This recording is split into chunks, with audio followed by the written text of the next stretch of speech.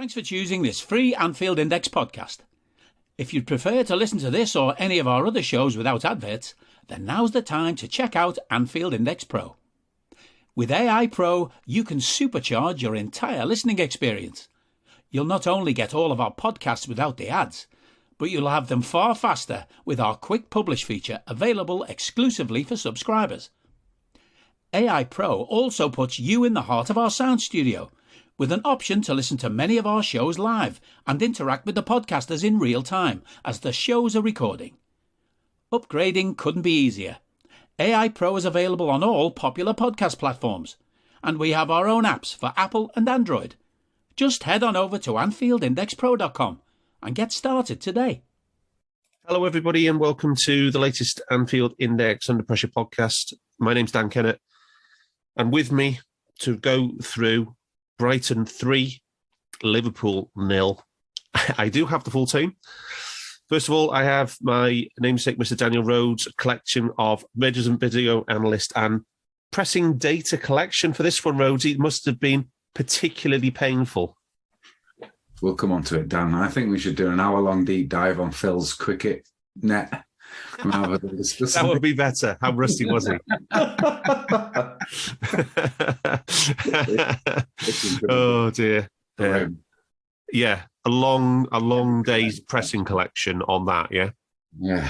Wow. But that is the levels of service, the levels of commitment we show on this podcast, anyway, isn't it?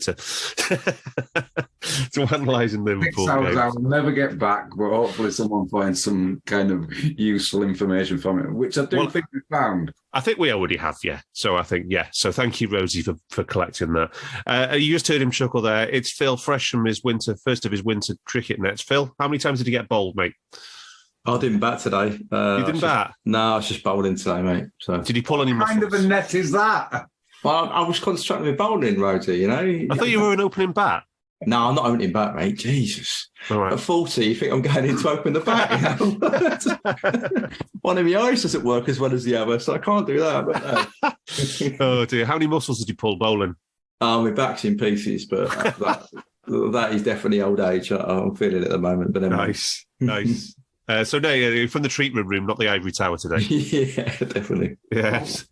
And here's and also our most practiced sports scientist. He couldn't sleep. He was up at 5 a.m. The weather was too dirty to go out running, so he was doing preparation for this podcast. How about that, Simon Brundish? Evening, boys. This is the highlight of watching Liverpool at the moment. With this pod. Just chatting about what we possibly could put right because it's such a shit show. Watching it is a fucking nightmare. Yeah. Right. Well, we are going to attempt to analyse this nightmare. It could be quite X-rated, this pod. So if you come in here for some rays of sunshine, I'm afraid you're going to have to go elsewhere. But we are going to give it both barrels, and we're going to try and be as honest as we can with what we've seen and what the data's telling us. But before we do the data side of things, Si, at the end of last week's pod, we talked about possible solutions, right? And what things that we could try to try and change things, because we thought after the previous game, it was getting to a stage where it's not sustainable. We can't just keep on repeating and trying the same thing. It's the definition of insanity. And we did, and we changed things up. How did we change? Do you want to give us the overview on what we did in and out of possession in the 4 phases? Well, first of all, we didn't have Darwin. So yeah, that's the thing. And I wonder how much of the game plan was designed around having Darwin or not, even though he couldn't actually practice. Yeah. Like, were they set up to, the idea was to play him? Who knows? But on paper, it looks like we went to a weird 4-3-1-2.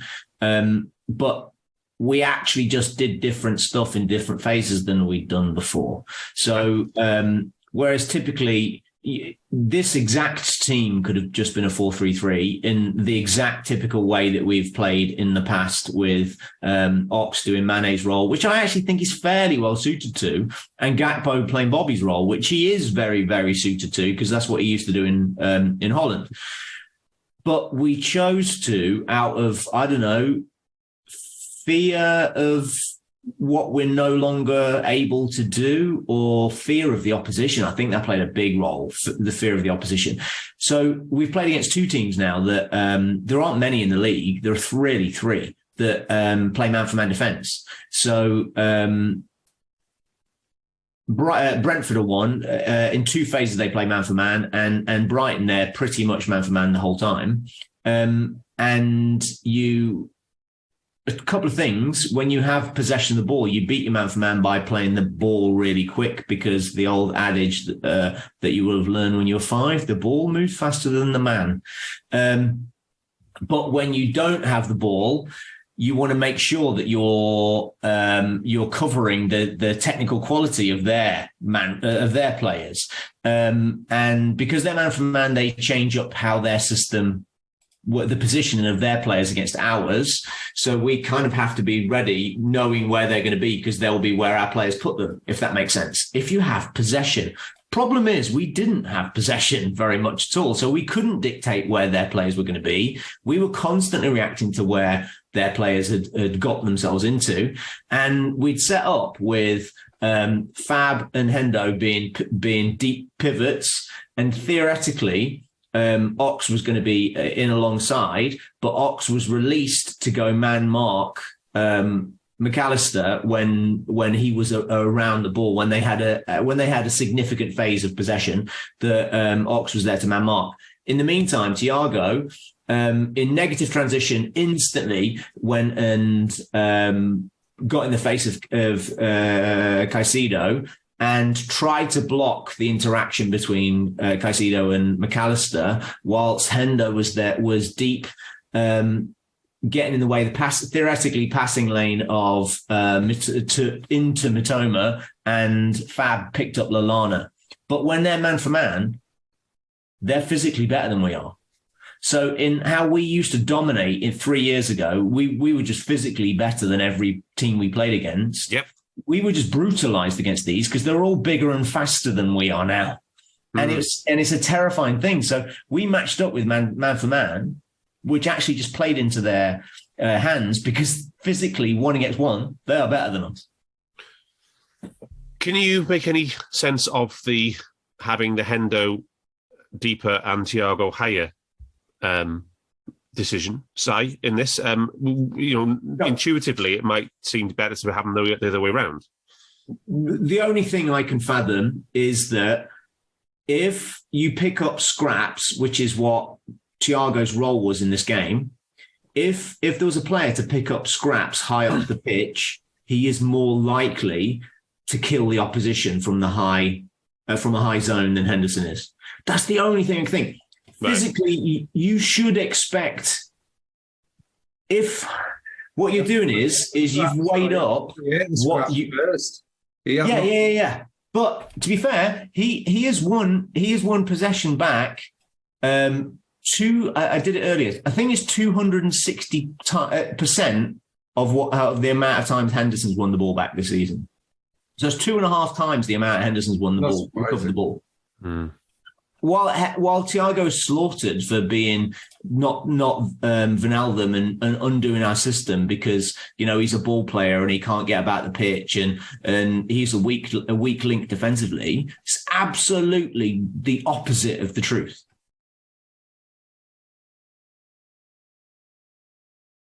Are you that person who has everything? The coolest merch and those must-have fan threads? Well, over at our Anfield Index shop, we've gone that extra mile when it comes to pimping up your Liverpool collection. From our popular range of bespoke design t-shirts, sweaters, hoodies and hats, to our signature edition mugs, prints and coasters, all provided with fast worldwide shipping. We have something for every red. We also stock official LFC merchandise and are licensed with the Premier League and UEFA to sell official iron-on shirt badges and sleeve patches. As a listener to this podcast, you can get 10% off everything with coupon code AIPRO10. Just head over to AnfieldIndex.shop or find us on Etsy by searching for Anfield Index. We've got the other two lads in midfield have dropped off a cliff. Thiago's been an absolute shining beacon in possession and out of possession. But in this game, so what the equation I think for Klopp was: do we let continue with Thiago playing where he is playing, where he usually plays, and get him on the ball, dominate in possession, and have Hendo picking up the scraps and pressing high up and trying to negate Caicedo and McAllister? Or do we swap the other way around, and do we think we'll get more opportunity to kill Brighton if Thiago's high up the pitch? So who do you want high up the pitch, I think, versus who do you want deep? And they went, they decided that they thought the best version was to have Thiago higher, and I think it totally ruined us. And finally, let's say on that one, what about the Salah Gakpo roles up front? How did you see that? They were just playing left and right and trying to put pressure on the two wide fullbacks of Brighton, which is Pascal Gross is playing right back. Like he'd been a very decent 10 for his entire career, and they've turned him into a right back. Do you not think that's a remarkable thing? He went and played the 6 as well when, who is it, Veltman came on. Yeah. Like, what a footballer. What a footballer. Yeah. I always admired him. I always thought he would have been a good signing for Liverpool like 5 years ago. You could just slot him in, but I didn't realise that he could play right back. But so basically, you've got Lewis Dunk, who's a donkey, but the rest of them are so comfortable in possession.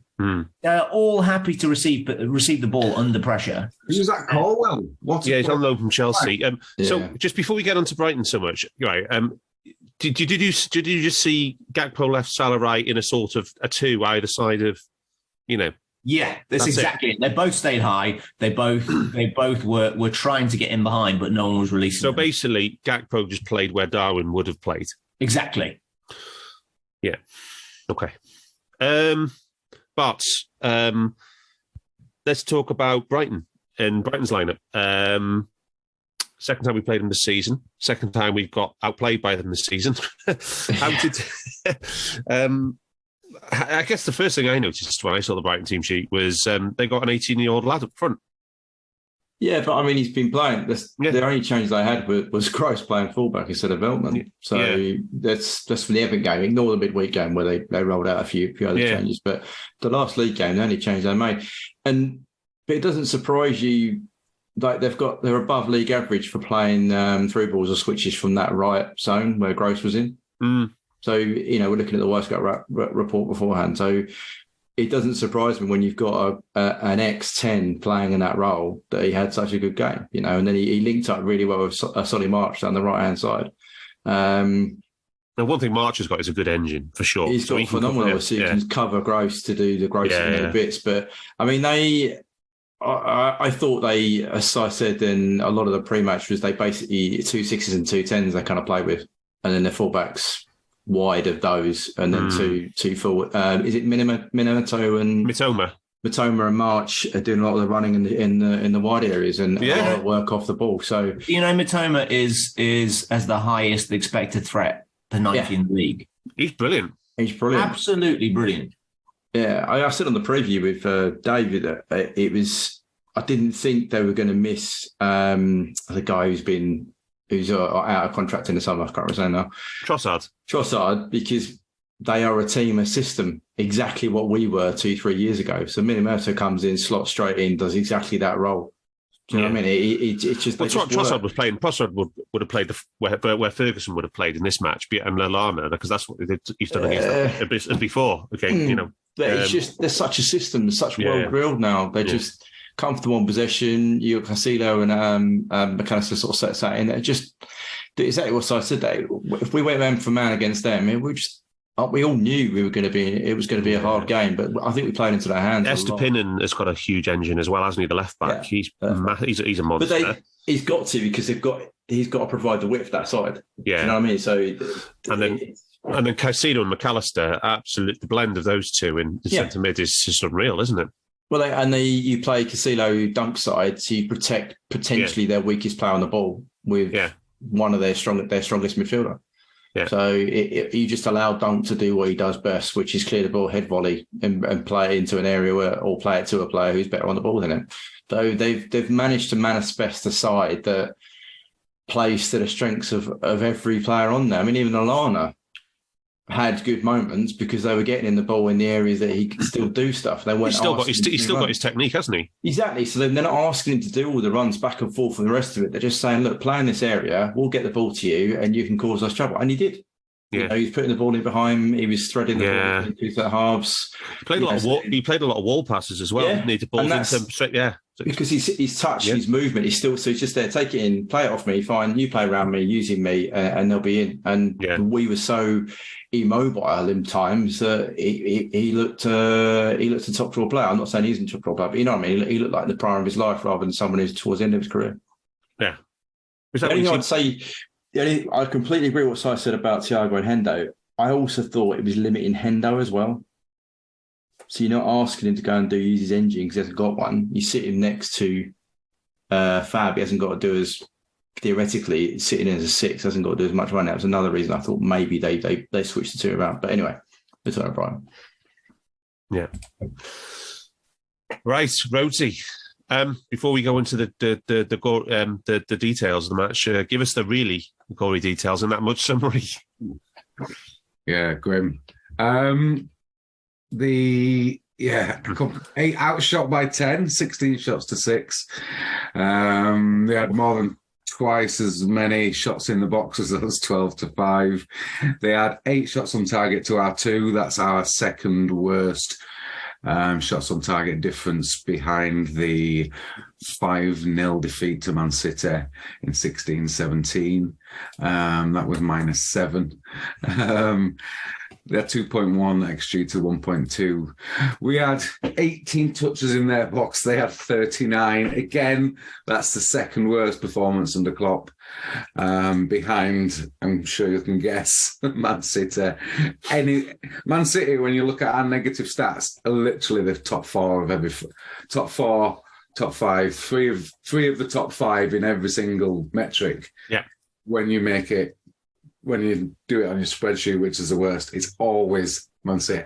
Bayern have now entered that phenomenon of us of absolutely destroying us. And they destroyed us. Yeah. There's no, the 2.1 XG for them, 3 big chances they had to our 2. I think that's stretching it a lot. We'll come on to that. They had another 6, 7, 8 chances where they messed it up, where the final ball was terrible. Where they cut us up. I think they had a 3v1 that didn't even register. They had 1.9 non-penalty XG to our 1.2. It was. I might end the call now. Rhodesy, on the during the World Cup break, we did a pod reviewing the season so far and what we've got to do. Then we thought this is a big chance for a reset, and then we podded after Villa saying, "Well, there's some things there that might, be things to work on. It wasn't as bad as the previous, the Fulham game, for example." It was 4 big chances conceded against Villa, and we created 7, which was the best we'd had. So it was like, okay, what is this going to? We're still not really been told anything. I think since then, though, I think it's fair to say that we've actually got worse since the restart. Yeah, we haven't had it's the 3rd game in a row where we've had a negative big chance difference for the opposition, negative non-penalty XG chance. I think, I looked at this, it's the 10th game in a row when we've conceded higher than 13% shot value per shot for the opposition. So what's the average? 10%, just under 10%? Yeah. Every single game. In the last 10 games, we are conceding higher on average shots. One of them was a 24%. One of them was a 20%. There's an 18 and a 15. So if a team has 10 shots against us at 20%, that's huge, because 20% can be a big chance on some occasions. So when it feels like the opposition is having really good chances consistently, that's because it is that bad. We're nearly conceding 3 big chances a game on average. Yeah. So, yes. Here's a stat. Here's a stat that actually probably links to that quite clearly. With I just thought about it while we were talking. In the last 3 years, we've given up 5 or more through balls in a game 15 times. We've won 2 of those matches. In this game, we gave up 6 through balls. 6. Well, and we've only given up 6 through balls 3 times. Yeah. And 2 of them were in the last 2 matches. Yeah. Yeah. Okay. So, let's start with that then, Si. You mentioned through balls. It's always we always know that through balls are way higher on average than the typical shot. I think the average rate when you get through ball converted just inside the box is about a 21% completion rate. When it's slightly outside the box, even there, it's about 16% scoring rate for through ball chances. How does a team get in position to get so many through balls against you? Well, I think the idea was actually we would set up structurally to block up the middle. Yes. So, we're obviously trying to do stuff to prevent negative transition, but in possession, we were funneling down the sides. That was the plan, to funnel down either side and then deal with whatever cross they might put in. But there were 2 occasions in the first 20 minutes where they had 3 players outside of wider than on one side of the pitch. They had 3 players outside of our formation, right? So nobody was marking them, or you theoretically are in a good spot in that place, right? 2 times in the first 20 minutes, and it ended up with a through ball of more than 20 meters long, right through the middle. Yeah. Yeah. A friend of mine's just doing his pro license now. And a video of that will be used in the pro license of how not to defend. Yeah. You can't set up with 3 players whose role specifically is to block passing lanes. Yeah. And have a ball played right through the middle of them. It's absolutely bonkers. It genuinely is the worst situation defensively, structurally that we've seen amongst Klopp. And we've had some shitty players under Klopp when he first arrived. Yeah. So, but we have some very, very experienced players in that team. We talked about it last week, Si. We said, how can the team with this much experience in it be executing this badly? And it's exactly the same thing again. Yes, I think it's players second guessing where they're supposed to be all the time. There's lots of looking around going, am I supposed to be just here? Am I supposed to be just here? It has to be unconscious. Fast football has to be unconscious. Yeah. It has to be so well rehearsed that it's unconscious, the direction you're going in. So maybe there's a look before a pass, but mostly it's going to be peripheral. And maybe there's a look before you track, or it's mostly going to be peripheral over the relationship between the fullback and the right side of the 8 or the centre back or whatever. So it's just out the corner of your eye that you feel that sense of where somebody is. And now we're actually looking and sometimes even asking. Yeah. And that's where that's why we're just a little bit slow for everything, because no one's quite sure exactly where they're supposed to be. And then if one person's not sure, their partner doesn't know where both of them are supposed to be. So I think that's a really nice cue for Rhodesy to come in and let's start talking about the pressing here, Rhodesy, because Si's just described there what I guess we've seen in the data that we've collected and what you saw in detail when you were collecting. So, I mean, let's focus specifically on the first half, to start with. How did you see that, Rhodesy?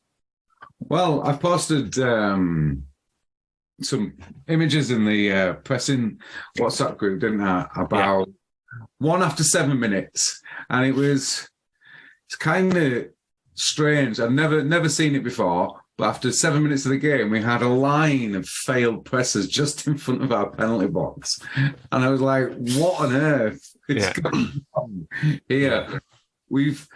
It was the most intense first 10 minutes I've collected. I don't know if that's true. It is true, Rhodesy. I'm really glad you noticed that, actually. It felt, I was like, why have I been sat here for an hour and a half and I'm 10 minutes into the game? What is going on? Yeah, yeah. I'm really glad you noticed that, because I've got the list of unwanted records that we've broken with our pressing catastrophe in this game, right? And in the open, I always divide the match into segments, 6 15-minute segments for the Papa chart. Yeah. And this is now the 333rd match we've collected under the clock. And this is the second most presses we've ever had in the opening 15 minutes. There we go. 70. The only match we've had more was the 4-3 against Man City. Yeah. That's how it felt. So against Brentford, I did the collection after because I wasn't able to do it before the pod. And it was 44 or 45 presses in the first half. And there was, like I say, 70 in the opening 15 in this game. It was the complete opposite. We've been taking. There was 104. I think it was 104 total against Brentford. 2 teams playing the complete opposite. Yeah. We've been thrashed. In 2 different ways. Yeah, complete opposite. Diametrically opposite tactics against us have destroyed us in 2 games. Yeah. And I guess this is one thing we touched on last week, and it's worth reiterating it now. Is it the players haven't quit on the manager? He hasn't lost the dressing room, right? No. They're absolutely trying, and last week they were trying as well. And 70 presses, second most ever in the opening 15 minutes of a match, right? You can't. And it was 289. It's the fourth highest ever we've collected in a match, even when Gag's doing it as well. That's the highest against any team not called Man City in like 6 years collecting pressing. So you can't say the players aren't trying. It's just they're not. We just can't execute. We're just a bad team, a very bad team. Physically terrible. We couldn't get near them. It was funny. I think Bart's commented in the UP group that we needed a new staff, but not quite able to get. I'm not quite able to counter the press. There was so much of that. Brighton were just knocking it around us like we weren't there, and we were trying to stop them in the way that worked under Klopp for so many years. Do you know what it was? It was like, Rhodesy. It was like when you collected the pressing for Man United against us last season. Yes. Solskjaer. Yeah. Yes. That's a good show. We were like the moving. Fernandes doing 8 consecutive presses in a row. Yeah. From his own halfway line on his own. But we were like the training cones which moved slightly, and they were the team that drilled it around us. And Barts, I mean, you've done your normal viz on this one, and this one stood out like a sore thumb. The Brighton passing network, it was absolutely gorgeous, isn't it? It's gorgeous. It's phenomenal, and you guys are seeing in the Discord and the rest of it, but it's also overlaid the defensive duels and the way they kind of line up a bit with March and Minamito, the wide areas winning it, and then they're also involved offensively as well. So I'm trying to show that you've got a bit of offensive and on the ball and off the ball link. But I mean, you just said there, our highest pressing zone for us was 0 to 15, right, for the game? Yeah. So that is, if you look, I broke down our defensive duels per 15-minute segment, and that's one of the highest. The dots are in our attacking third, if you like. But as adheres to what Rhodesy just said, we only won 4 out of 11. Yeah.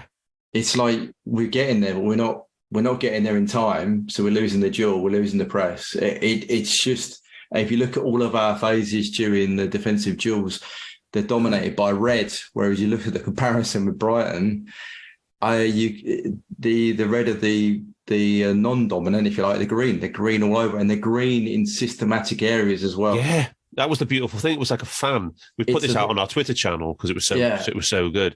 They got their passing network, and then the duels that they win are all in a fan outside, all in the attacking half in a semicircle around their passing network. Exactly. It's just one of those where you think that, as I said to you, that's a well-drilled side. They know what they're doing. They know where they're trying to put the ball, and they know where they're trying to win it, and then they get it into the areas they want to play in, and they go from there. It is disappointing to see us fall from grace this much, but I think you're right. We haven't Klopp hasn't lost the players; they just can't get to the ball enough. I mean, because we joked, didn't we, in the chat? We said Rhodesy needs to collect a new metric about how many times we wanted to try and press, but we didn't even get close to try to do the press. It's mad. It's mad. But then, I mean, some of that started from the data that was coming out during the week from Mark our stats. Right, we were still coming quite high, and we looked at it. Or I looked at it, and the threshold is 8 seconds. Yeah.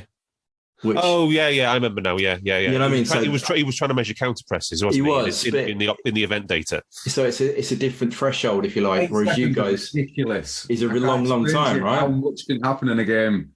How many presses did you collect in 8 seconds in this match, Rose? Oh my words! I thought you might have had some chains from me down, and it did feel like there were quite a few. I didn't actually check the longest chain, actually. Yeah, I thought there might have been some. It looked like we put together a lot of presses in one point, but then Brighton had just, because we were just pushing them back and moving them. It was either we were moving them and they were playing around us and then getting on a counter-attack.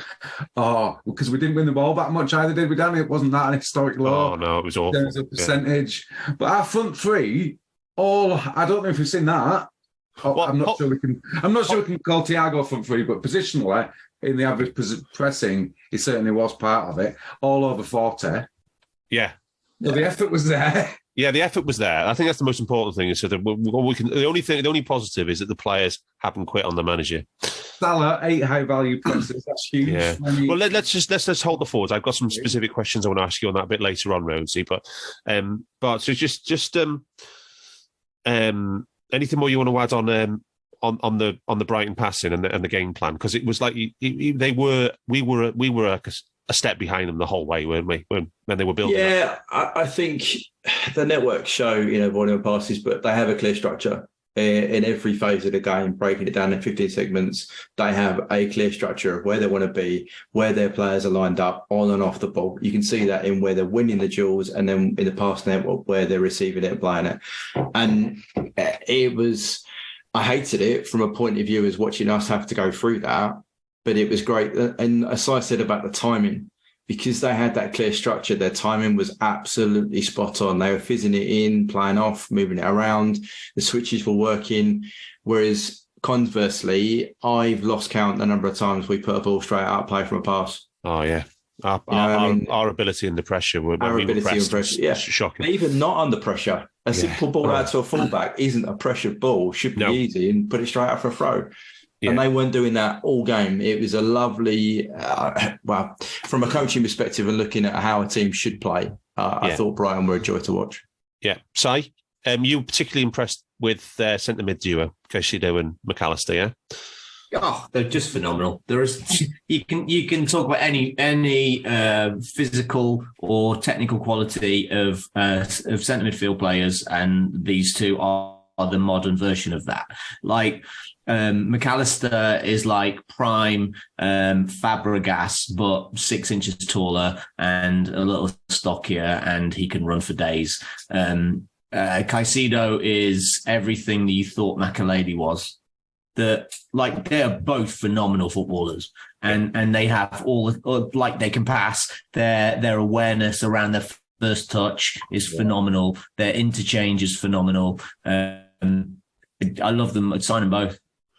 Well, I mean, victory for scouting, I think. Both signed from South America. The whole thing cost 16 million quid. A deep analysis of transfer committee value, Dan. Yeah. Well, it's Tony Bloom for you, isn't it? I mean, Tony Bloom is I think he's got the godfather now, isn't he, in the sports data?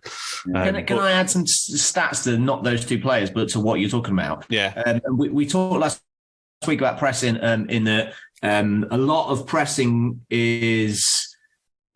Opportunity of pressing comes from a couple of things. One, how much deep possession they have, and they have a ton. So they give us opportunity to press in really high volume. But the biggest problem with our success or failure of pressing is the timing of the moment we lost the ball.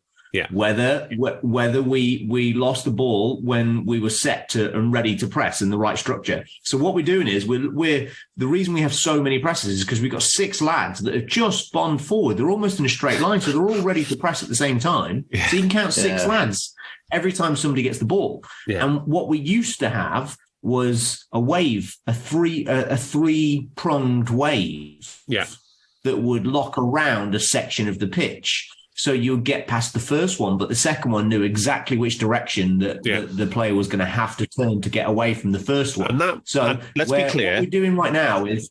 Go on. Let's be clear, that worked as well as it's ever done in the second half of last season.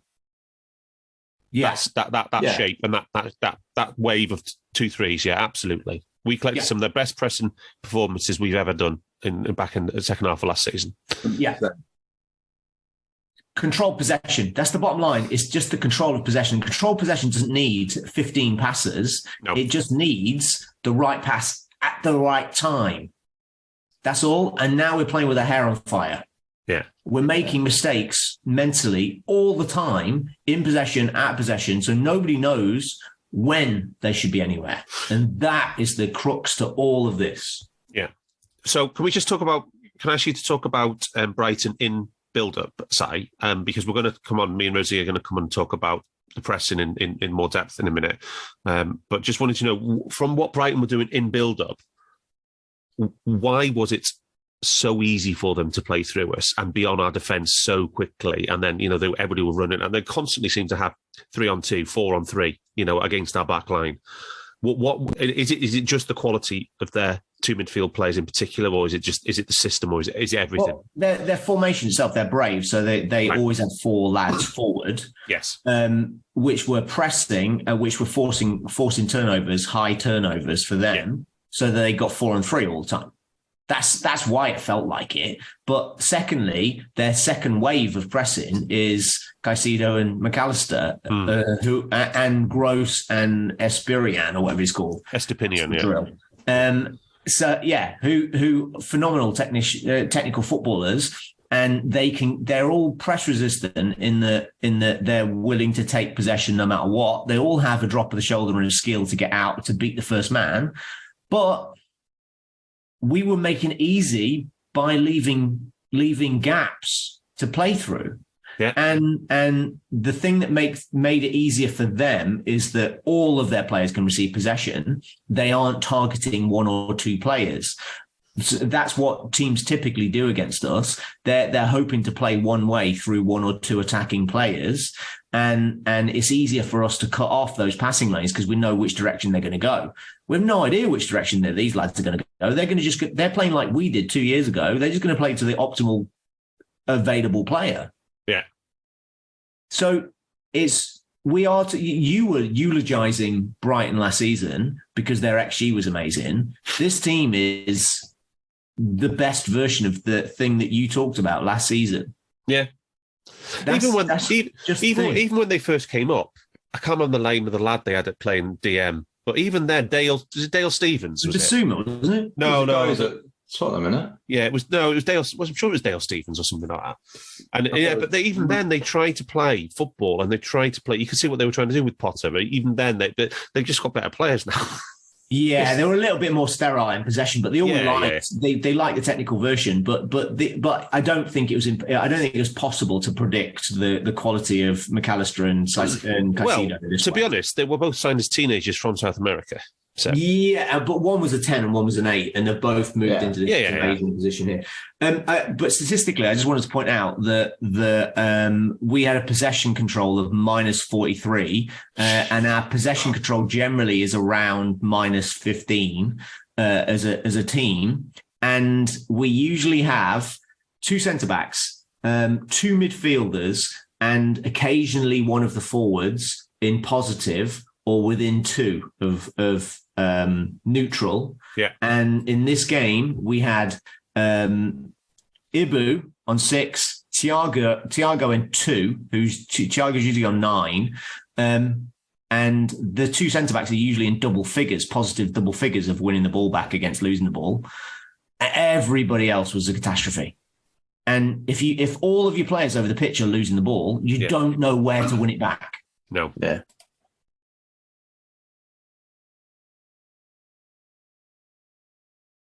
Hello, I'm here to annoy you. I'm here to annoy you into listening to more of me and more of others on EPL Index. we don't just have the Anfield Index stuff. We've got EPL Index as well, which covers the entirety of the Premier League. And we have 3 podcasts and a whole bunch of really good writing on EPLindex.com. The podcasts are my own Two-Footed podcast, which is every day at 4 p.m., Monday through Friday, covering the whole league. We have A Tad Predictable, hosted by Tadiwa. You know Tadiwa, he does Anfield Index. He presents A Tad Predictable before every Premier League match week. And then Kevin DeVries and his crew on the EPL Roundtable, they're every week after the Premier League match week. So make sure you listen to everything we're doing on EPL Index and follow us there on Twitter at EPL Index. Thank you. Bye-bye. Rhodesy. Let's talk about the pressing, because we need to do credit. We need to do justice to your devotion, your effort to collect this right. Do you want the records first? Yeah. So we've already mentioned 4th highest ever presses, most against any team not called Man City. Do you want to have a guess on the failed presses? Because you said you said at the time, this feels like I've never collected this volume of fails. Do you want to have a guess at the final figure? Of the total fails? Yeah. Oh, you've already told me, Dan. Oh, have I? Sorry, yeah. 84, Rhodesy. 84. I could have looked amazing then. But the mad thing is, it's 17 more than our previous highest. Oh, it was awful. 17. How can you be 17 more than your previous worst performance? And that was the 2-2 against Man City, which you collected last season. And I think there's a lot of parallels with that game, right? In this. Yeah, the fact that we've made Brighton look like Manchester City says a lot. It's hard to know, because everything Si's just saying about Brighton's quality is true. It is true. They are a really good side now. I think we just got to get used to that. But they're not peak Man City good. No. And we made them look like that. And I think the key reason behind that was, clearly, I think everyone knows it was the midfield. And I think the pressing stats show that. What it was, Henderson, 52% efficiency. 52% efficiency. He had 12 failures. 12. Yeah. So we always talk about the importance of failures, don't we, Rhodesy? Yeah. Because a man has been bypassed. I think the system. Then what Barts always talks about is the system being put under stress and instability, isn't it? And that's exactly what a failed press does, right? Yeah. Well, not only that, I think there's a really nugget of information in this, and that's that group pressing is usually quality, and there are 1, 2, 3, 4, 5 players in this game involved in group presses with 100% efficiency. Now look at Henderson and Fabinho, 25% efficiency in the group press. Wow. 20% efficiency in the group press with 5. So in a group press for Henderson, he only won 1 of them, 4 of them. So imagine that on a football even when pitch. There's 2 players on, even when there's 2 on 1. Imagine that on a football pitch. 2 players commit to 1 player, and you fail that press. The space is just there for them to just take advantage and exploit. It's your 2 midfielders in the middle of the pitch. Yeah. And that's what we saw. Yeah, and as Si's already said, that Henderson was in the deeper role in this game as well, so it was even more costly. There was just a line of failed presses appearing on my screen. Just I'm in the middle of our own half, and I was going, "What on earth is this?" We joked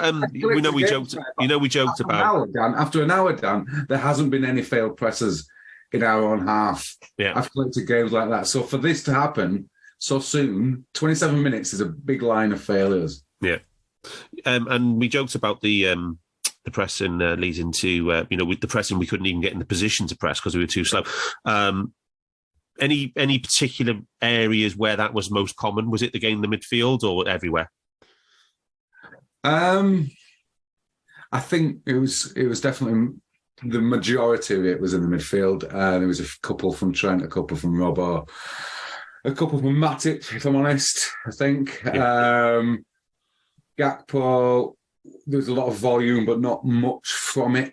Yeah. 1 high value press done out of 47 is possibly the worst ratio we've ever seen. Yeah, well, I've got some specific questions on Cody to ask you at the end, right? So there's just the bad stuff, the really bad stuff, Rhodesy, the shots from failed pressing. Yeah. Eight shots from failed pressing. Brighton had 8 shots, including 2 of the 3 goals. The first 2 goals, I believe, Rhodesy, were both. Yeah, I wondered if you'd added up the XG. I think it's about 1.4. So that's 75% of their XG came from our failed pressing. Fucking hell. So that's a record. That was a record. Previous worst was 7. That was the Man United game at Old Trafford earlier this season, and the City to the 2-2 with the Salah game. The 70.9% pressing efficiency for the team. That's the 3rd worst ever. And I'm surprised it's not the worst. Yeah. The worst ever was Brentford away last season, which you collected, Rhodesy. There we go. But like in the other top 6 in terms of worst pressing efficiency, all the other 5 were against really direct long ball teams. Right. This is the only one against a footballing team, short passing footballing team, and they just destroyed us. I thought I remembered the PSG one being particularly bad. Yeah. Not quite the 70.9 anyway. It's probably low 70, 72, 73 or something like that. And we had 54 presses in the high central zone, in the final third, in centre of the pitch.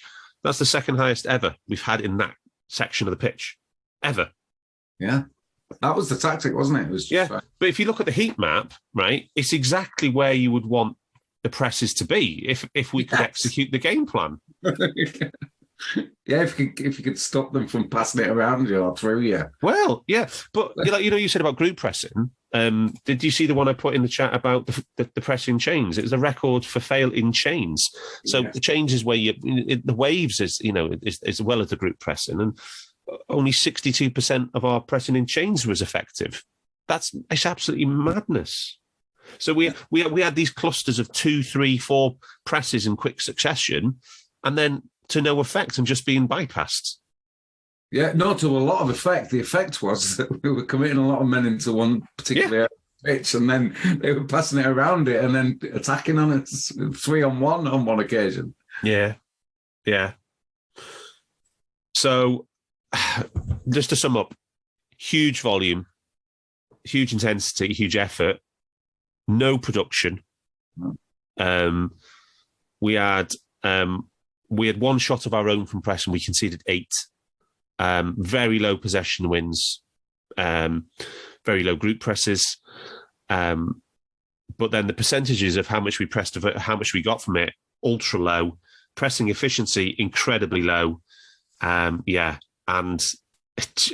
even the zones, we tried to press high, and we, in the middle third, very little in the defensive third or the own half as well. So it was like. I think I've used this line before. It's like you're going to see the Beatles and then the bootleg Beatles turn up.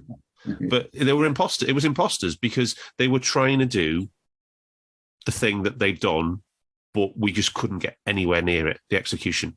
Do you know this is the 4th most touches we've ever any team's had against Klopp?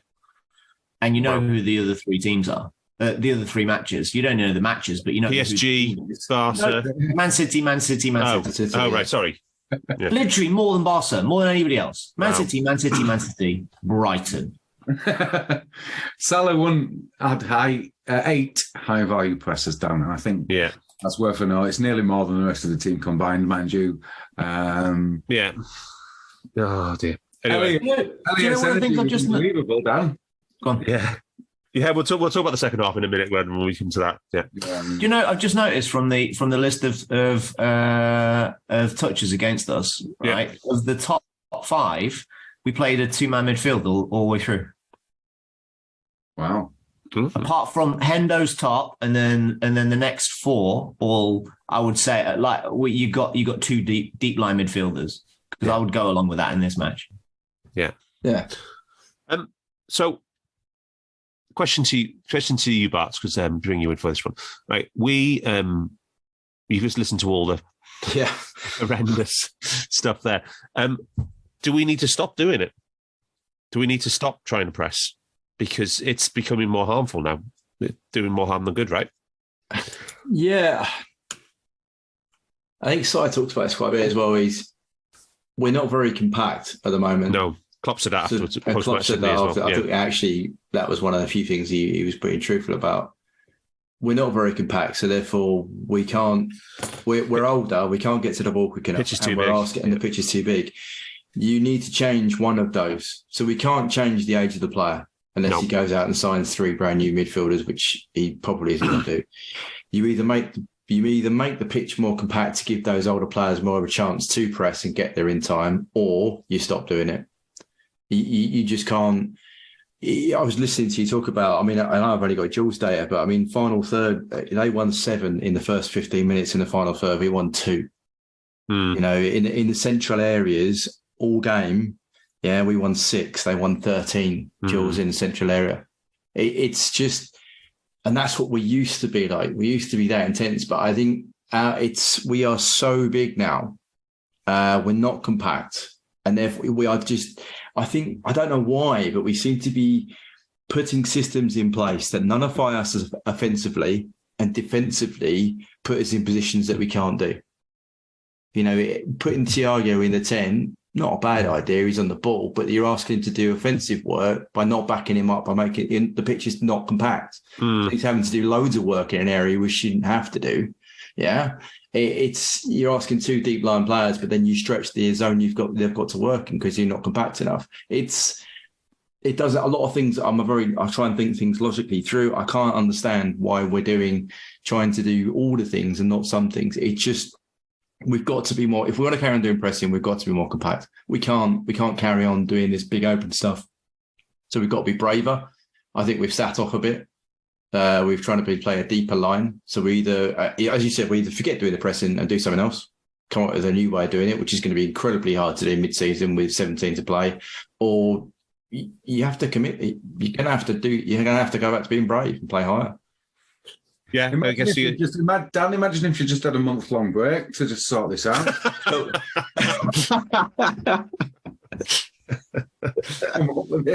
dear! And then you get more players injured, yeah. But I guess the silver lining of everybody in the league thinking you're really, really bad is that they'll play more football against you. So maybe we could sit deep and play counter attack for a while.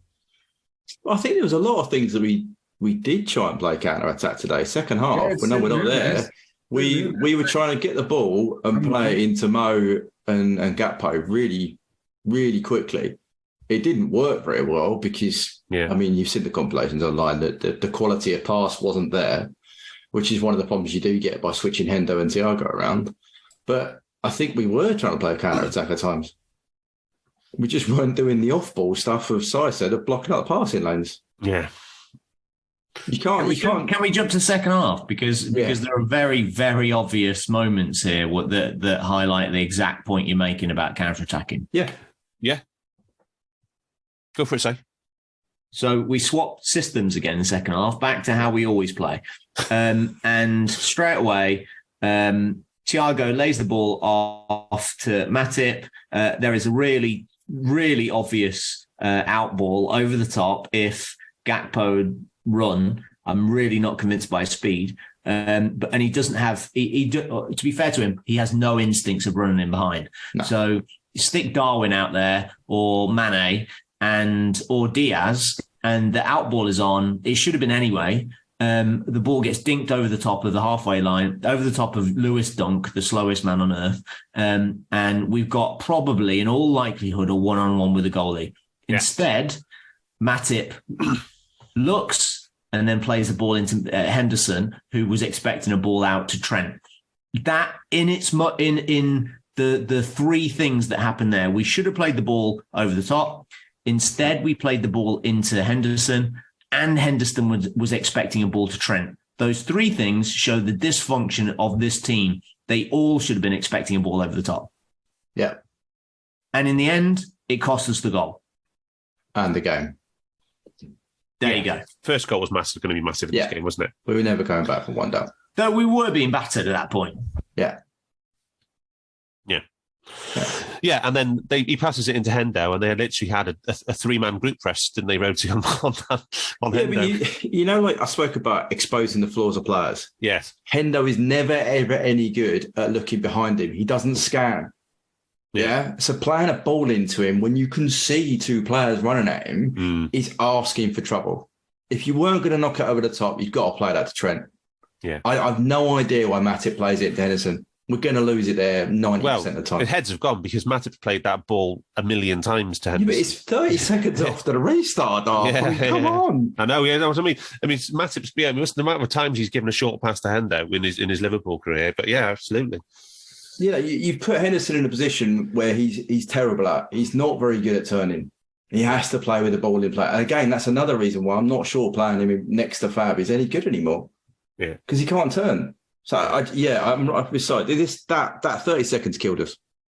Yeah. Yeah.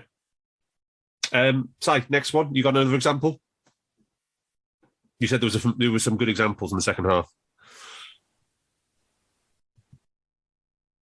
Si, you on mute? It was the next goal, wasn't it? I just say it wasn't that long after. Well, yeah, let's do that. I mean, this was, to be fair, this was a good finish, wasn't it, Rhodesy? Brilliant finish. Still, Ferguson dribbled through his defence, though. Yeah. Oh, the gaps. Painful. Yeah. But this is where Hendo goes to press high, doesn't he? He loses a high duel. Yeah. Fab comes across, but too close. He's not closing down. And then McAllister, and then it ends up with all our midfield ahead of the ball, and they've got a 3-on-2, and they just play the ball inside of Robbo in Canate's playing spot, and the player's there, and it's just Matip's too deep, so we can't play offside. It's again another thing about what Si's saying about the system not being synced up, because Hendo's supposed to be playing next to Fab, yes, he goes up into the final third to press. So then we leave Fab exposed, comes across, they play a ball in between. Matip's too deep, so we can't play offside.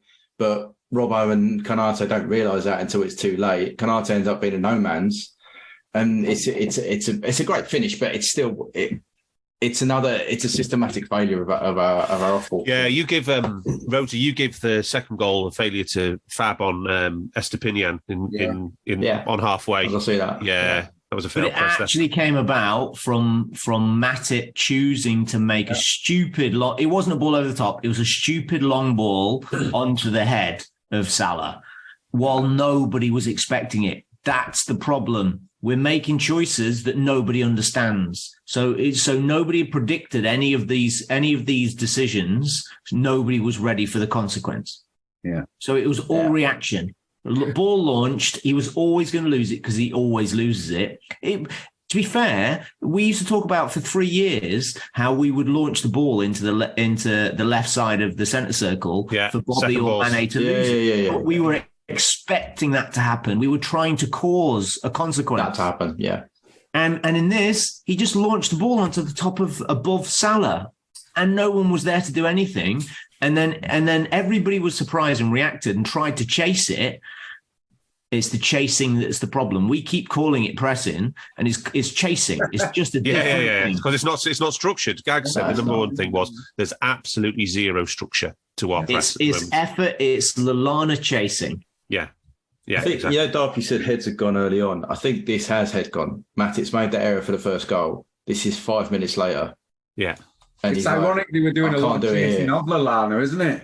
Well, yeah.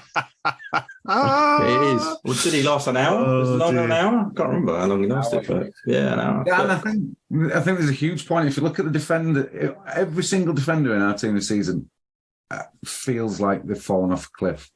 Maybe other than Konate. But Konate looks so. Everybody else do. And then I think Konate is a better Konate is a better reactive player than a reactionary defender than the others. Yeah. I think people think he's a front foot defender, and I don't think he's very good at that. But I think he's a good break glass of emergency because he makes bad decisions. So he's used to break glass in an emergency. And so he looks good in these situations 1-on-1. Van Dijk used to be brilliant at everything, so he could do this, but he prevented it from happening. And now he's not as good at doing the reactionary stuff. So Konate looks kind of better, even though in this game he wasn't great, but it looks better because he's better at reactionary stuff.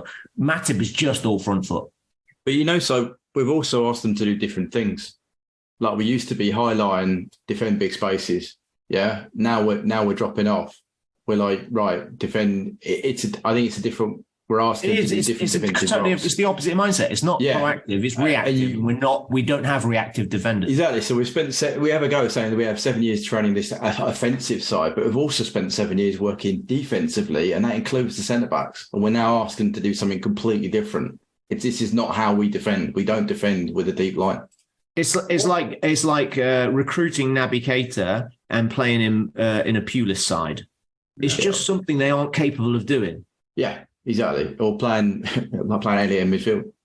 But you're just talking there about reacting in defence, but then we were quite proactive in attack in terms of the pressing. So that's the complete opposite. Yeah.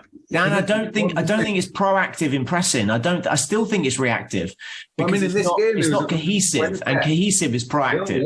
Yeah. But there was 120 pressing actions from the front three if you include Thiago. That is a lot. Yeah. It's just volume. Yeah, it's just volume. It used to be we would be proactive in attack and defence, and now we've got a mix and match of. Yeah, and it's not synced. It's not synced together. And it's not synced, and you can see the consequences. No one's got a fucking clue what to do. It's the fourth fewest touches we've had in opposition's box on the clock. Yeah. Is it? Yeah. And the second fewest as a percentage of the total number of touches. I don't need a VPN. I've got nothing to hide. This is what I used to tell myself before I hooked up with LibertyShield.com. Not only is my home internet now fully encrypted, but I can now access all the websites I want, whenever I want, and do so from absolutely anywhere. As a Liverpool fan, I love to know I can now watch every match, regardless of whether it's on UK TV or not. My Liberty Shield VPN makes sure nothing is blocked and guarantees me super fast streaming speed throughout that match. You can get connected right now with their software package, which includes a 48-hour no-obligation free trial and instant access to their apps for Apple, Android, Fire TV, PC, Mac, and Android TV. Or go a step further like I have and get one of their pre-configured VPN routers. These small but powerful devices allow you to easily connect every device in your home to VPN, making it the perfect solution for smart TVs, Mag boxes, and games consoles. Visit LibertyShield.com today and use coupon code AIVPN25 to get 25% off at checkout. It's whatever way you look at this, it isn't a great. So, just on the pressing again, Rosie, bring it back. The two goals here were the fifth and sixth shots from failed pressing in this match. I just wanted to quickly see if you can remember any of the other ones. The first one I got was Ox on McAllister after 7 minutes, centre of our half. It leads to the Solly March one, which is blocked over the bar by Trent. Yeah. Can you remember that one? Yes, it doesn't. I think he gets close enough to count it as a press, but not close enough to the player. And there was a bit of that, yeah. Yeah, there was Thiago on Estepinian 10 minutes. That leads to another Solly March shot. He was. I think Thiago was incredibly proactive in his pressing from that role, to be honest, and he was committing a lot. And I thought we had a couple of moments where he did win the ball back, and the Gakpo didn't make the right decision, or there was some good defending by that Colwill. To be honest, he stopped Salah a few times when I think we won the ball back for pressing. But Thiago just commits and he does it, and he goes around him easily, like Si said about how his technical level. Yeah. The next one, Salah on Colwell. That led to the ball inside Trent for the Mitoma big chance in the first half. Yeah, defending from Trent is flat-footed. Yeah, and doesn't anticipate it, and Mitoma's gone. And then there's one on Salah on Caicedo, centre of Birmingham, Brighton half. Then that ends up with a Ferguson shot on the break, and just before half time. They've all melded into one, Rose. It was a litany of a disaster. Can we talk about us on the ball, guys, briefly? Si, we were toothless, right? we had a terrible structure. You can't give Ibu the ball. Basically, he was our playmaker. In the first half, Thiago had 22 touches. When he moved deeper, he got on the ball and he ended up as a 6. So his numbers look a little bit more like a normal game, but they're not. How we were building, I've no idea. The idea of how that Trent has played. This is the fewest number of touches in a game for 176 matches. Wow, by Trent. But and specifically, he was the one who was pushed more forward again in the first half, right? Yeah, so he was completely. He was third phase of possession before he got the ball. Wow. And bear in mind where Thiago was playing. Thiago was in the third phase as well. So the guys you want in possession, the 3 threats in our team in possession were in the third or the fourth phase of build. Yeah. What are you doing? Yeah. And you end up as a team with 37% possession against Brighton. Yeah, in the match. It makes no sense. No. You know, I do the one with only upper half passes. Yeah. And to register on that, you have to have 4+ passes between the players to get a connection. Yeah. Right. First half, no lines. Second half, no lines. If you combine those two together, you get 2 lines out of the entire game in the opposition half, and that is Henderson to Trent and Thiago to Ox. They are the only 4+ connections of passes made in the opposition half all game. Wow. And that is shocking. This is the fewest completed final third passes by Trent since 2017. Yeah. I don't know if we want to play counter-attacking. It started at the beginning of the season when I actually don't think so at all. If you look deep down, we started talking about it last year, but then we were very excited. How we played changed and we started to get worse. Our process was worse. I kept talking about it when we brought the first street baller in, and the street baller did enough to make up for the deficiencies to the system. I don't mean to diminish Diaz because he's brilliant, but it definitely changed how we play. Yeah. And we continued this. Mo got slaughtered and battered because he was out of form and terrible from coming back from AFCON, but how we used him completely changed. And we've basically forsaken one of, now in this game, our 3 best players I really don't understand, but we've marginalised Mo completely. Yeah, we also moved Mane into the central area, so we changed them all about 9 at that same time, didn't we? Yeah. So it got to Mo changing. Yeah, whereas it used to be interactive with Bobby doing that, with Mo, we get more of the ball. But I think you're right. We by moving Thiago in that area, we nullify him, Trent, and Mo when we're away from home. Like you need quick ball out, you need quality ball out if you're going to play some sort of counter-attacking football. And we didn't have any of that because we didn't provide our best ball players with the ball. So I think we play really narrow so that we can press the centre of the pitch and stop through balls, which we didn't, obviously. We didn't do that well, no. No, we did it terribly. At the expense of any kind of width and creating space across the pitch against the opposition. And we attempted 2 switches in the whole game. Last season, there were games where we did more than 30. Like Virgil averaged 9 for a season and a half. So we're talking about inexplicable decisions, right? Tactical decisions. Yeah, absolutely. What do you think the thinking there is, chaps? Come on, let's put ourselves in the coaching staff's shoes, right? There was a conscious decision to move Trent higher and play Robbo deeper when, most of the season it's been the other way around, right? Trent's been sort of in a back 3, in build-up, yeah? And we inverted it for this game. And what's the thinking? But I don't think that's the worst thing. I think it's the lack of width. I think in this game it was I don't know. Without you do the scouting, right? I know 3 things about this team that we're playing against. Yeah. That they have 2 fantastic, unpressable centre mids. Yeah.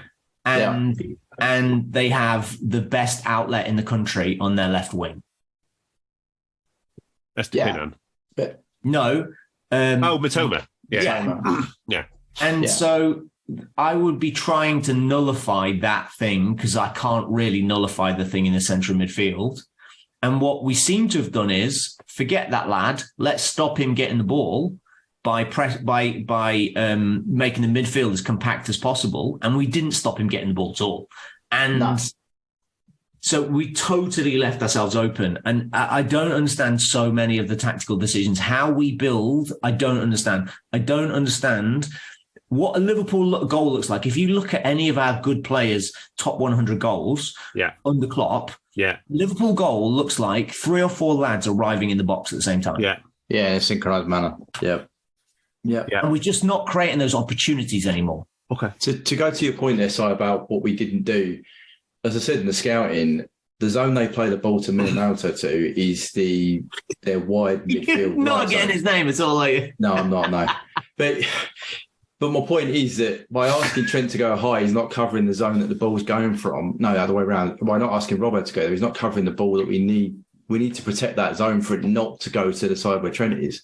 It's the complete reverse of what we should have done, in my opinion. Yeah. The ball gets played from the right midfield or right defence zone. They have that above one of the highest rates in the league, through balls from that area or switches. We didn't do anything to nullify that. We just went, go on then. And then we also let the guy who's got the highest XT have a free run because we pushed our fullback out of the zone that he operates in. Yeah. But then you leave Robbo back to defend the lad that scored twice. Yeah. Whatever we did, it didn't.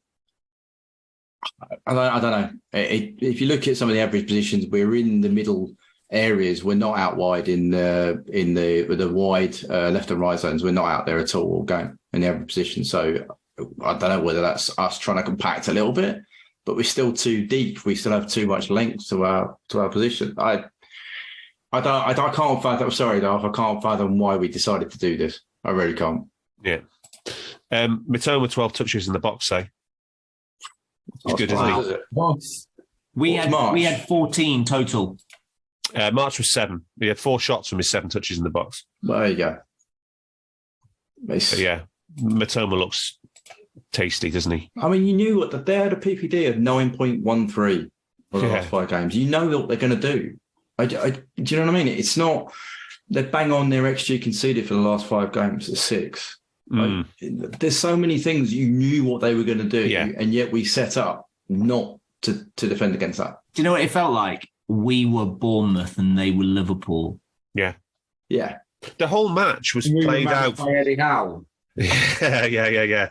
The whole match was played out from the perspective of Brighton with the team, the Champions League regulars, and we were the mid-table cannon fodder for a routine home win. That's exactly what it's saying. We've seen that match so many times on the clock. Yeah. At Anfield. Yeah. It is. Yeah. It was First time I can remember seeing it in the opposite direction and to such a degree when the team is not massive. First time it's happened, though. It is the first time it's happened. First time it's happened. The only thing that didn't match that CL matchup you said was the fact that a CL team would put some of the reserves out, right? Yeah. Where they just went full strength. So absolutely. So first time it's happened, but we were absolutely taken apart. Question, chaps, on our build-up and our attacking break. What was? How did you see Cody Gakpo's role? What was the plan for Cody Gakpo? Anybody? I think Si put it. I think we set up to play Darwin. So, you said Gakpo doesn't want to. You specifically said he doesn't want to run in behind. Yeah, he looks like he doesn't want to run in behind to me. He is. I don't. Well, he's not a centre forward, though, is he? No, he's not. He's a wide player, and he looks. Yeah, but wide players running behind. Mo and Mane running behind all the time. His body shape wasn't that he wants to run in behind. He looks like a ball first. So rather than he looks like a ball first player, and he wants to come to the ball. Yeah, I think he wants to come from deep. I don't think he wants to be on the last line, if that makes sense. Because in the second half, when he picks the ball out wide and puts in 2 crosses, he looked a bit more comfortable. I know the game's dead, but it's just he was in an area where he knew what to do. So whereas this game, we put him go up, play up front with Mo. Yeah. Second game in the Premier League. Yeah. Would it have been better doing a 1-on-1 then? if he was a 10 behind Mo, would that have been better? If he was, it would have been better if we had the ball. I think it's judging. We just didn't have the ball. We didn't have the ball. It would have been better. Even playing, to be fair, even playing wide left and putting Ox down the middle. Play the kid where he's used to playing. Yeah. Don't change his role. Second game he's in the country. Well, I never understand why we do that. He's used to. Well, we don't usually do that. That's the whole point. We don't usually do that. We usually profile players for a specific role, and they shine because they're playing the exact thing. They're doing the exact same thing that they're used to. This is like caused by injury, whatever. Presumably, I'm. Well, I don't think the profile thing is caused by injury, but yeah. No, but you know what I'm saying. We wouldn't. I don't think we bought Gapco to play up front. Come on. No. I don't. No. I agree either. Yeah. Do you know what I mean? Yeah. I started playing him up front in this game. I mean, in our traditional system, a classic 4-3-3, the only role basically he looks like he could do there would be the Bobby role, right? What, Gapco, you mean? Yeah.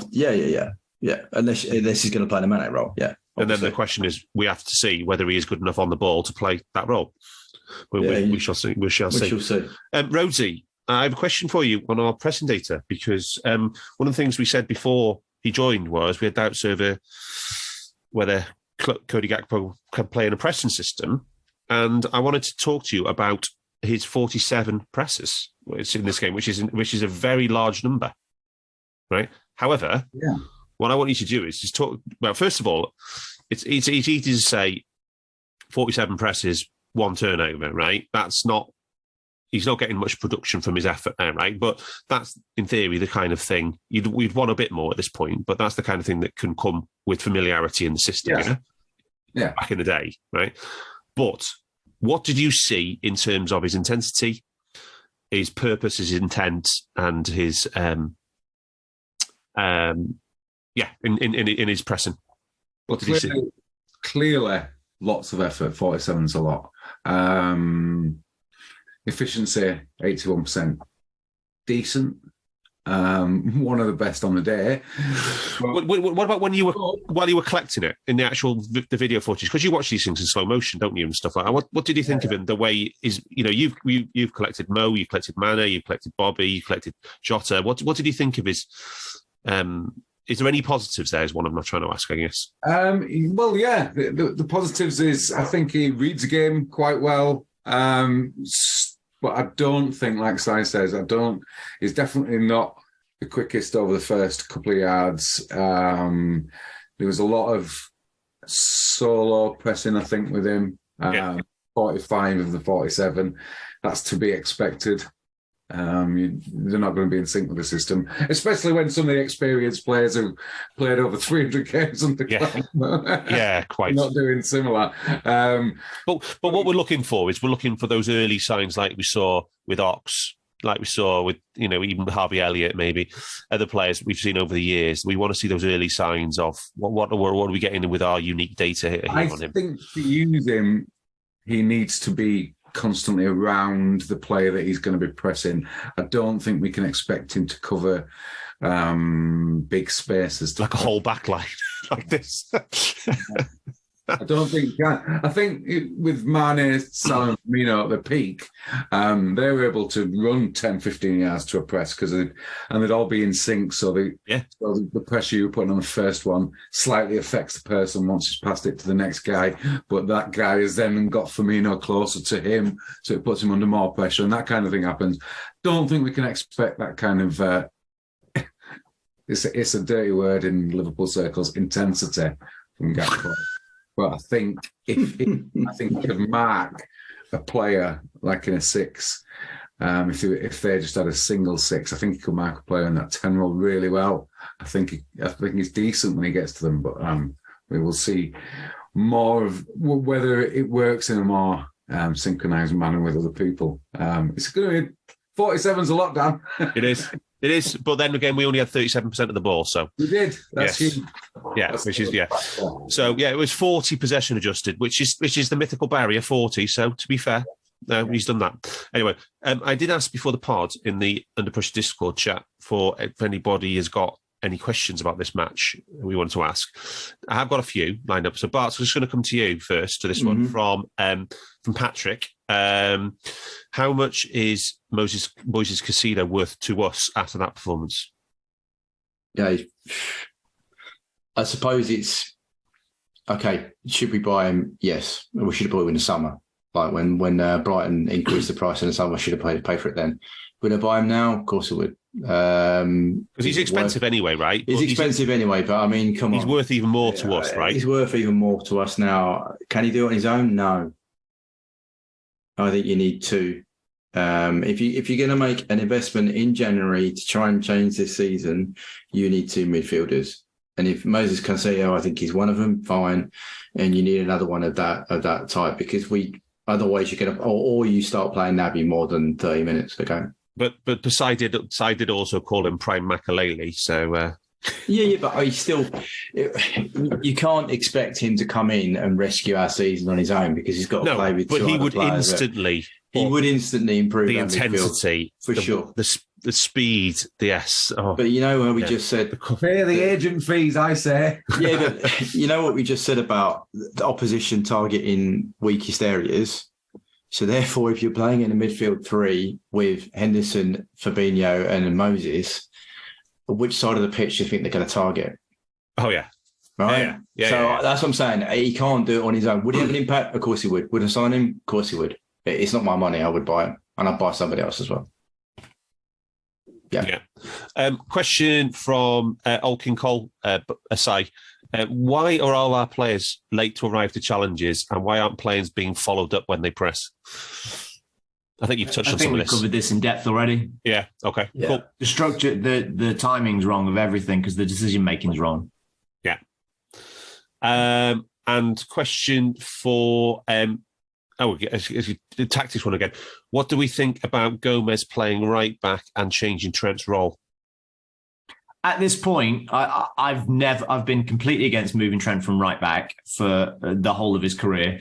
But at this point, the fucking ridiculous obsession with his positioning and where he plays in which phase of the game, I'm just behind sticking anybody at right back and sticking him in midfield, because it means Henderson's not going to be there, and addition by subtraction is so huge for us right now. And Joe is he's so off the pace at centre back now. It's unreal.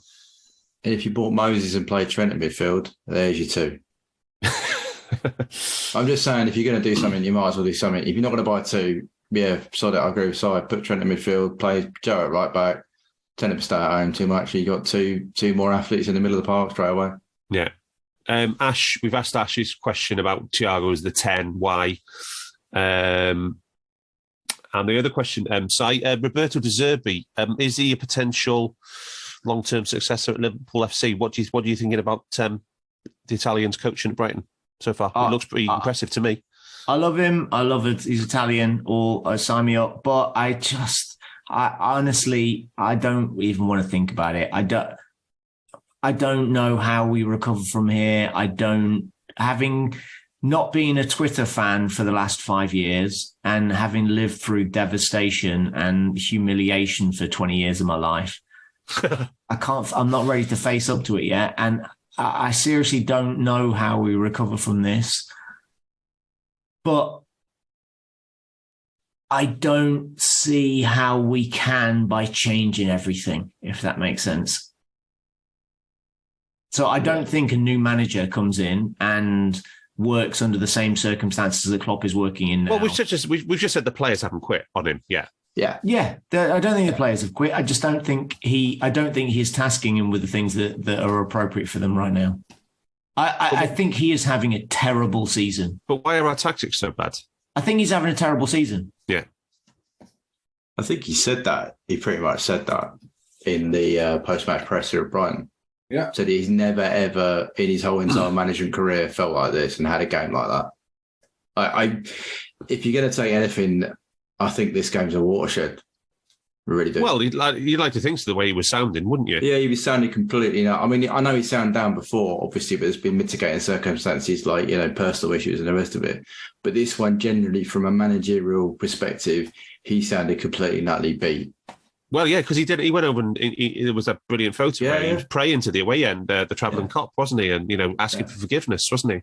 Yeah, even today's presser for the Wolves game, he was still, okay. he'd be still quite. He thought about it, but he didn't offer any solutions. He's not getting it. But I'm just saying, this seems. I do. If you're going to take anything out of it, and you've got to try to. This seems to be a really big moment for him. We'll see in the team selection tomorrow.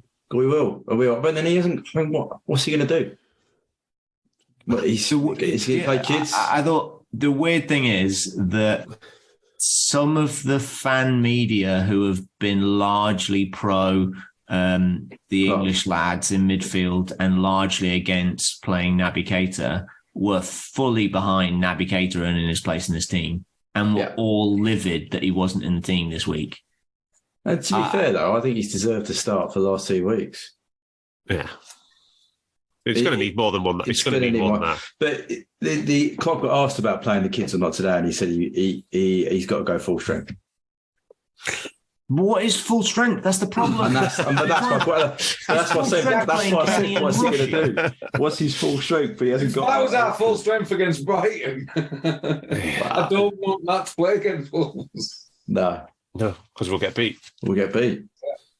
Yeah, there we are. I'm afraid. Right. I'd say more that will win. Yeah. Play counter-attack against Wolves with Nunes and Salah. Yeah, see what happens. I do think but the thing is, you've no idea. We managed to, even though Brighton were better than us, we managed to not concede in the first half.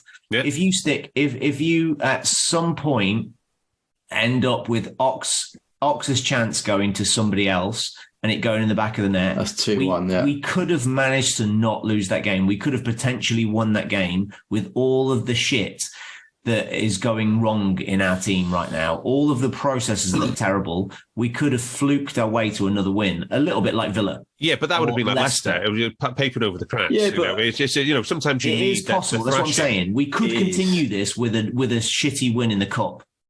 Yeah. Dan, I think the key for me is it was the 23rd time out of the last 35 games that we conceded the first goal. Yeah.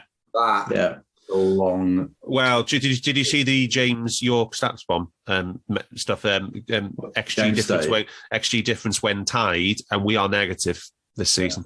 Yeah. Just such a change from where we were. That was our number one. The time spent winning, the XG when tied. Oh God, how we've fallen. Not conceded. Scoring the first goal from a set piece. Yeah, exactly. Do you know what? That's almost got to be a target now. It's right. You've done a half not conceding. I'm being serious now. Go 90 minutes without conceding a goal. Yeah. Do that, or go 90 minutes without conceding 2 big chances. Yeah, how many big chances? We got full Roy Hodgson. No, but I think you've got to start somewhere. You've got to start. I don't. 2 banks of 4. And on paper, I'd agree, but I don't at all. I don't think these players can put in a stoic defence on the edge of their box, and that's not how they defend. No, I'm not saying can't defend the way we would. The way we're designed to, we currently aren't doing it. And because it's so inextricably linked to what we do with the ball, and that's the thing that we're failing at, I don't think it matters. Yeah. The only thing we can do is hope that no one makes a gross mistake again, which we keep doing. Yeah. So but we're all agreed, though, the team is broken, right, at the moment. The system is broken, the process is broken. That's the beauty of the system, is that both the attack and the defence are so intertwined that they work really well. And now one is broken, it breaks the other. Yeah. The attack has been okay for large parts of the season, and now, we're getting dragged down now. But even still, like I shared in the group the other day, the XG2 values. Oh yeah. But we're saying we've been having the chances. We've just been appalling finishing. But now, which is costing us game state. Yeah. True. But now the attack is dipping as well. So now we're not even creating the chances that. Yeah, this is the worst state of affairs. Absolutely. Right. Anyway, we shall be back next week for the Wolves and Chelsea doubleheader. Until then, up the Reds. We hope you enjoyed listening to this Anfield Index show. Please be sure to subscribe to our channel so future podcasts find their way to your device automatically. There's nothing quite like fan engagement, and we'd love to know what you think of anything discussed on this show. The best way to get in touch is over on our free Discord community, where both podcasters and listeners debate the hottest LFC topics 24/7. Sign up free now at AnfieldIndex.com/Discord. You won't regret it. You can also follow us on Twitter at Anfield Index and find us on Facebook by searching for Anfield Index. Oh, and before you go, we'd love it if you could leave us a 5-star review on your favourite podcast app. It only takes a couple of seconds, and it means the world to the people who create these free shows.